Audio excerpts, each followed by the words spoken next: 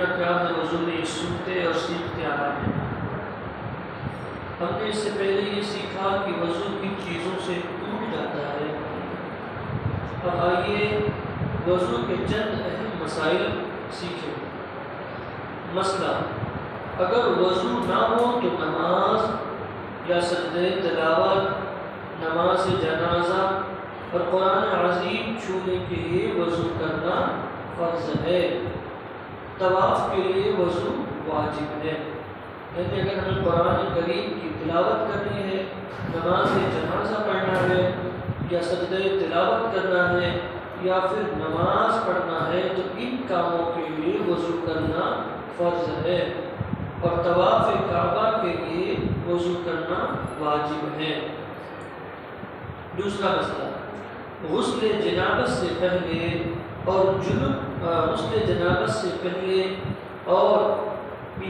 کھانے پینے، سونے اور اذان و اقامت اور خطبہ جمعہ و عیدین اور روضہ مبارک رسول اللہ صلی اللہ تعالی علیہ وسلم کی زیارت اور وقوف عرفہ اور صفا مروہ کے درمیان سعی کے لیے وضو کرنا سنت ہے۔ یعنی غسل جنابت سے پہلے وضو کرنا سنت ہے، اور کھانے سے پہلے وضو کرنا یہ بھی سنت ہے، سونے سے پہلے وضو کرنا یہ بھی سنت ہے، اذان و اقامت یعنی اذان اور جو تکبیر کہی جاتی ہے اس سے پہلے وضو کرنا یہ بھی سنت ہے، اور عیدین کا خطبہ، چونکہ عیدین کا خطبہ وہ نماز کے بعد ہوتا ہے تو اگر وضو نہ ہے تو اس کے لیے بھی وضو کرنا سنت ہے، اور روضہ مبارک رسول اللہ صلی اللہ تعالی علیہ وسلم کی زیارت، یعنی جب روضہ رسول سرکار کے روضے پر حاضر ہو زیارت کے لیے تو وہاں وضو کر کے جانا یہ سنت ہے، اور صفا مروہ کی سعی، طواف کعبہ کے بعد حج یا عمرہ میں جب سعی کرتے ہیں صفا اور مروہ کا، اس سعی کے لیے وضو کرنا سنت ہے۔ وقوف عرفہ، جب عرفات کے میدان میں ٹھہرتے ہیں اس وقت وضو کرنا سنت ہے، اور وضو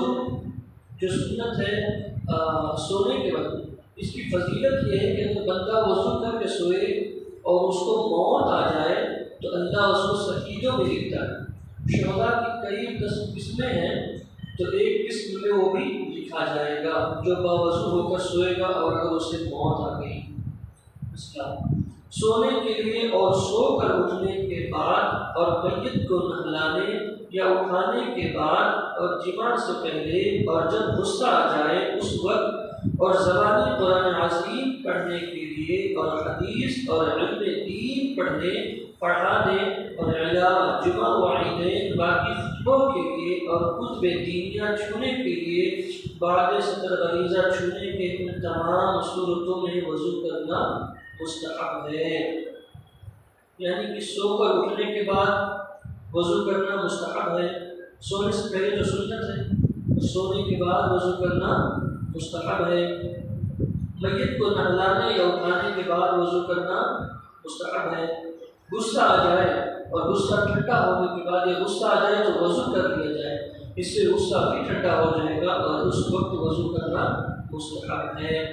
اور زبان قرآن عظیم پڑھنے کے لیے، قرآن عظیم چھونے کے لیے تو وضو کرنا فرض ہے، لیکن اگر زبانی قرآن پڑھا جائے تو اس کے لیے باوضو رہنا اور وضو کرنا یہ مستحب ہے۔ حدیث اور علم دین پڑھنے اور پڑھانے کے لیے، یعنی حدیث پاک پڑھنے اور پڑھانے یا سیکھنے کے لیے باوضو رہنا، وضو کرنا یہ مستحب ہے۔ اور وضو کے پانی، یعنی جب ہم وضو کریں تو اس کا پانی کیسا ہونا چاہیے؟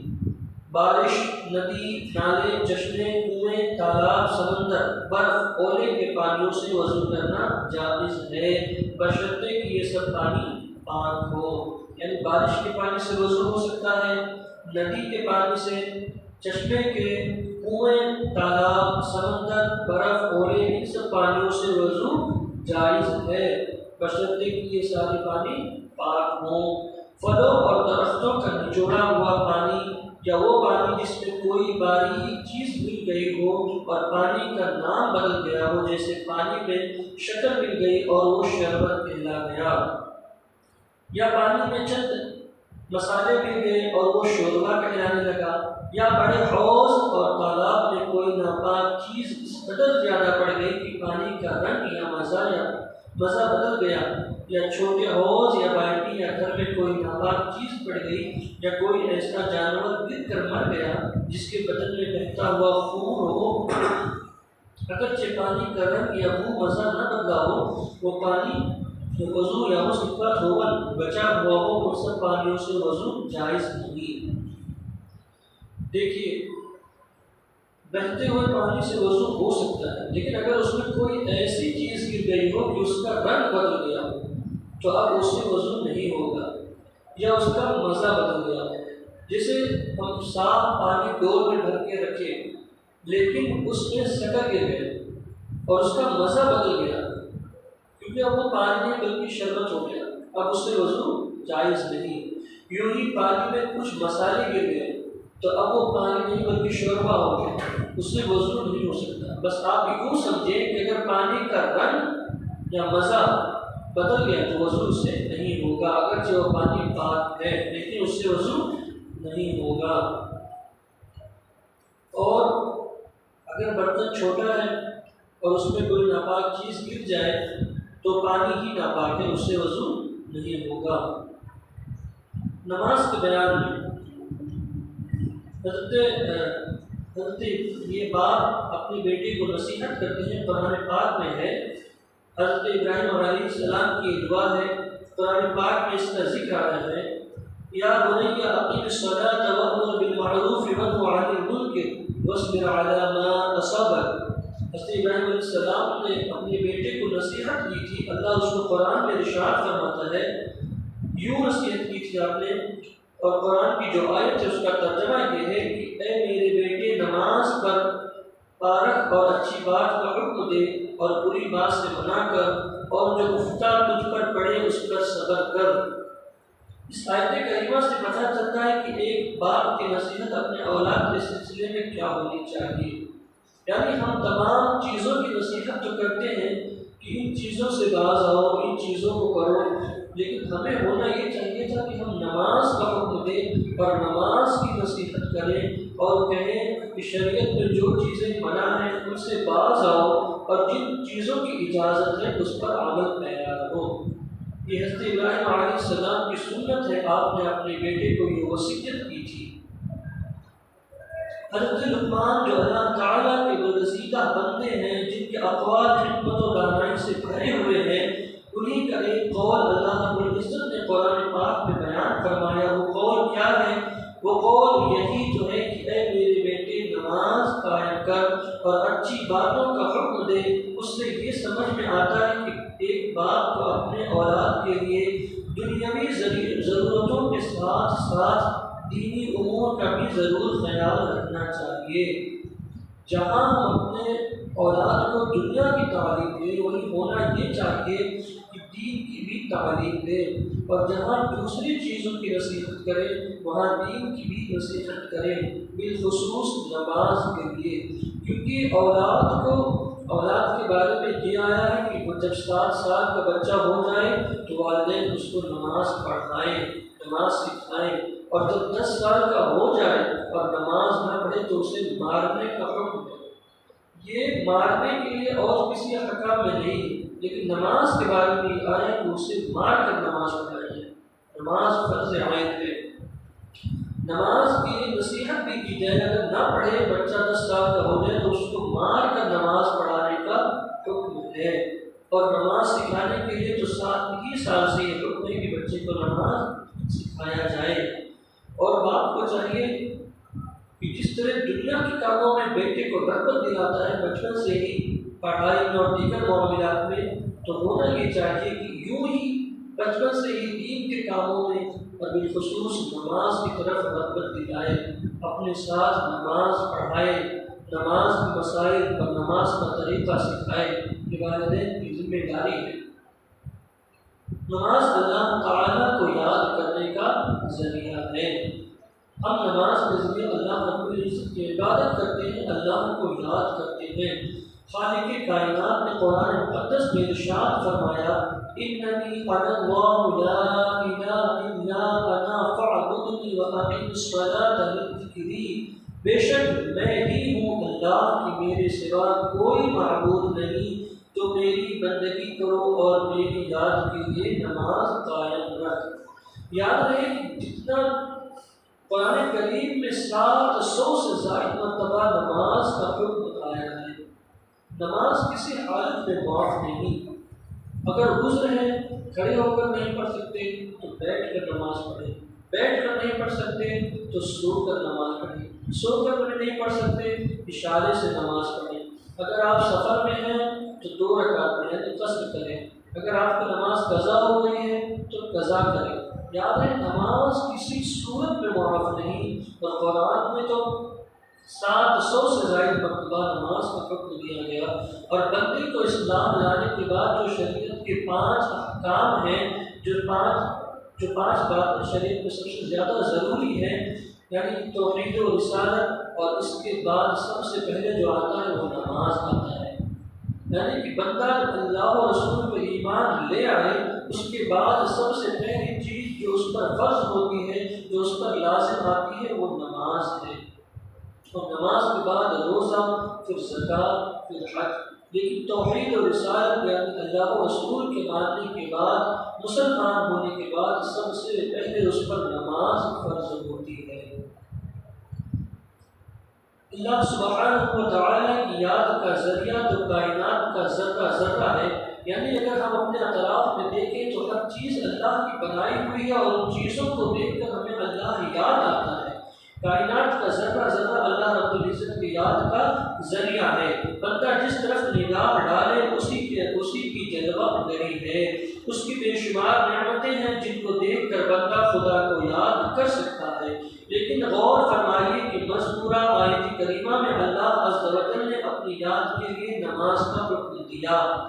چنانچہ فرمایا اور میری یاد کے لیے نماز قائم رکھ۔ اس سے پتہ چلا کہ نماز اللہ تعالیٰ کی یاد کا بہترین ذریعہ ہے، کیونکہ بندے کا پورا وجود حالت نماز میں خالق کائنات کے سامنے جھکا ہوتا ہے، اس کی زبان ذکر الہی سے تر ہوتی ہے، اس کے کان قرآن مقدس سن رہے ہوتے ہیں، اس کی نگاہ سجدے کی چاہ پر ہوتی ہے، اور دل انوار و تجلیات ربانی کا مرکز بن جاتا ہے۔